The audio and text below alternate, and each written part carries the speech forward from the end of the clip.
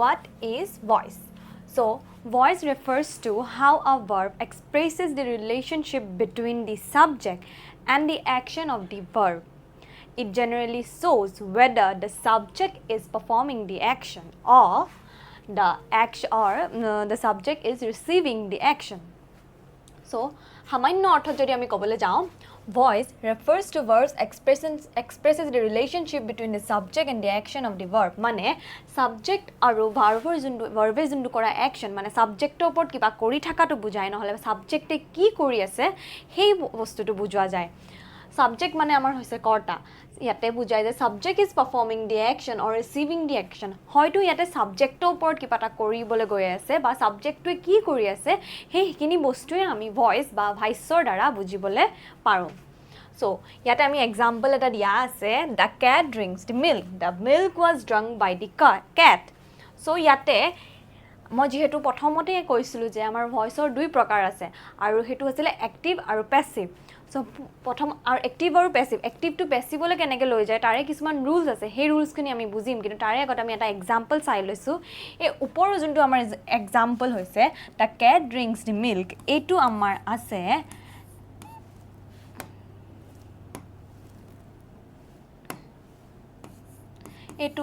আছে এক্টিভ ফৰ্মত, মানে এক্টিভ ভইচ। এতিয়া এইটো যোনটো আমাৰ নেক্সট যোনটো আমি লিখিছিলোঁ the milk was drunk by the cat, এইটো আছে আমাৰ পেছিভ ভইচত। এতিয়া কাৰণে আমি এক্সাম্পলকেইটা চাই ল'ম। এক্টিভ টু পেছিভ, এক্টিভ ভইচত আছিলে the cat drinks the milk, the passive ভইচত আছে the milk was drunk by the cat. এতিয়া এইটো যে এক্টিভ টু পেছিভ ভইচ যে চেণ্টেন্সটো যে চেঞ্জ হ'ল, কেনেকৈ কনভাৰ্ট হ'ল, সেই কনভাৰ্টটো বুজিবলৈ হ'লে আমি দুটা ৰুলছৰ বিষয়ে জানিব লাগিব। আৰু সেই দুটা ৰুলছ হৈছে আমাৰ প্ৰথমতে আমি এক্টিভ ভইচ আৰু পেছিভ ভইচৰ দুই প্ৰকাৰ আছিলে, মই প্ৰথমতেই কৈছিলোঁ। এক্টিভ ভইচটোনো কি হয় আমি আগতে বুজি লওঁ। এক্টিভ ভইচ মানে the subject is performing the object, আৰু পেছিভ ভইচ মানে the action is receiving by the subject. So' প্ৰথমতে আছিলে আমাৰ দ্য কেট ড্ৰিংকছ মিল্ক, তাৰপিছত পেছিভ ভইচত আছে আমাৰ milk is drunk by the cat. ইয়াতে আমি এটা বস্তু চাম, the subject is performing the object, আৰু আমাৰ এই হোল চেণ্টেন্সটো আমাৰ ছাবজেক্টটো হৈছে the cat. The cat is the subject হিয়াৰ। আৰু ড্ৰিংকছটো আমাৰ হৈছে ভাৰ্ব, আৰু মিল্কটো হৈছে আমাৰ অবজেক্ট। আৰু পেছিভ ভইচত আমাৰ আছিলে the subject is receiving the object. ইয়াতে এটা বস্তু আপুনি লক্ষ্য কৰিছেনে, ইয়াতে আছে দ্য কেট, আৰু আমাৰ যোনটো পেছিভ ভইচত আমি লিখা চেণ্টেন্সটো দ্য কেটটো আহি পাইছে আমাৰ ইয়াতে। ডেট মিনছ ইয়াতে মিল্ক অবজেক্টটো, মানে অবজেক্টটোৱে ছাবজেক্টটোৰ ওপৰত কিবা এটা কাম কৰি আছে। চ' ইয়াতে আমাৰ দ্য কেটটো হৈছিলে ছাবজেক্ট, যোনটো ইয়াতে আছিলে সেইটো আহিছে এতিয়া অবজেক্টৰ জেগাত, আৰু যোনটো অবজেক্ট আছিলে সেইটো আহিছে এতিয়া ছাবজেক্টৰ জেগাত। কিন্তু ভাৰ্ব যোনটো ড্ৰিংকছ একেটা জেগাতে আছে, কিন্তু জাষ্ট এটাই বস্তু সলনি হৈছে, সেইটো হৈছে ভাৰ্বটো আমাৰ পাষ্ট পাৰ্টিচিপল ফৰ্মত গৈছে। পাষ্ট পাৰ্টিচিপল ফৰ্ম ড্ৰিংকৰ যেনেকৈ পাষ্ট পাৰ্টিচিপল ফৰ্ম আমি জানো হয় ড্ৰাংক হয়, যেনেকৈ ইটৰ পাষ্ট পাৰ্টিচিপল ফৰ্ম হয় ইটেন। এতিয়া যদি ইট থাকাহেঁতেন আমি ইটেনলৈ গ'ল হয়, বা চেইজড থাকাহেঁতেন CHASED চেইজড থাকাহেঁতেন, যদি প্ৰেজেণ্ট ফৰ্মত যদি CHAS যদি থাকাহেঁতেন তেতিয়া আমি পাষ্ট পাৰ্টিচিপল ফৰ্মত লিখাহেঁতেন, তেতিয়া আমি লিখিলোঁ হয় CASED চেইজড। বস্তুটো মানে কি ভাৰ্বটো আমাৰ যেতিয়া পেছিভলৈ লৈ যাম, এক্টিভৰ পৰা যেতিয়া আমি পেছিভলৈ লৈ যাম, তেতিয়া আমাৰ ভাৰ্বটো পাষ্ট পাৰ্টিচিপললৈ চেঞ্জ হয়।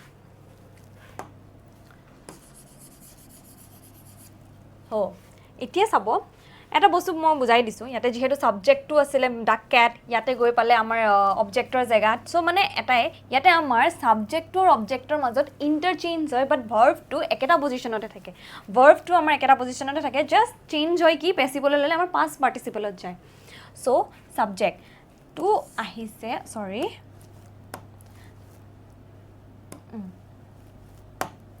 ছাবজেক্টটো আহিছে ইয়াতে, অবজেক্টটো আহিছে ইয়াতে।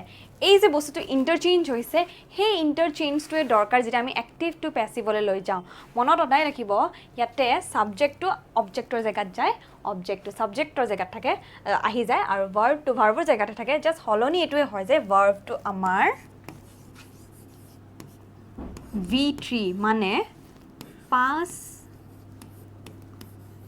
পাৰ্টিচিপল ফৰ্মত যায়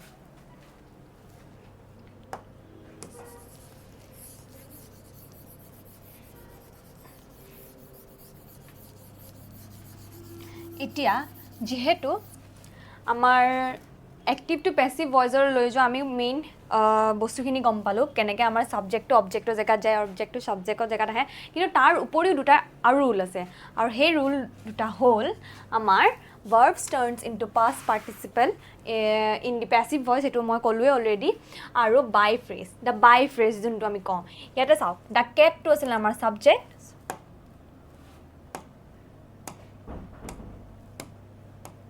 এটা the cat টো আছিল আমাৰ সাবজেক্ট drink টো আছিল verb আৰু meal টো আছিল আমাৰ object so ইয়াতে যেতিয়া আমি passive ফৰ্মত লৈ যাওঁ তেতিয়া একে কথা meal টো আহিলে ইয়াতে object টো আহিলে subjectৰ জেগাত subject টো গ'ল objectৰ জেগাত ইয়াতে verb টো একেটা জেগাতে থাকিলে কিন্তু কি ফৰ্মত গৈছে past participle যোনটো কৈছিলো মই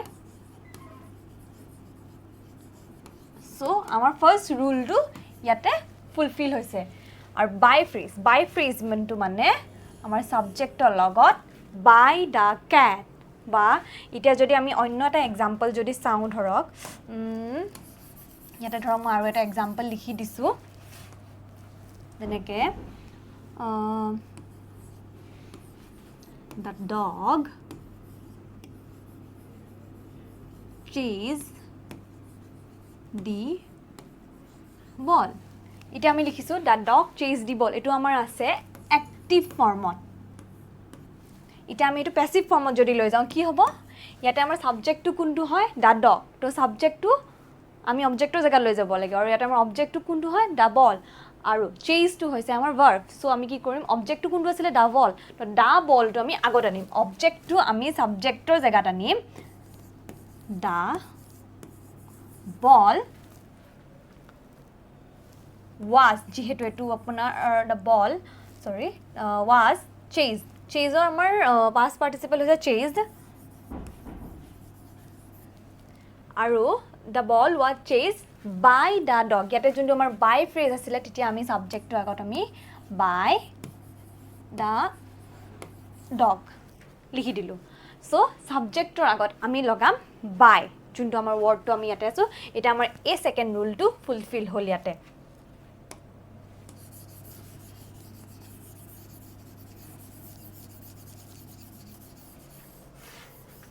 এবাৰ ভালকে খিনি চাই ললে হ'ল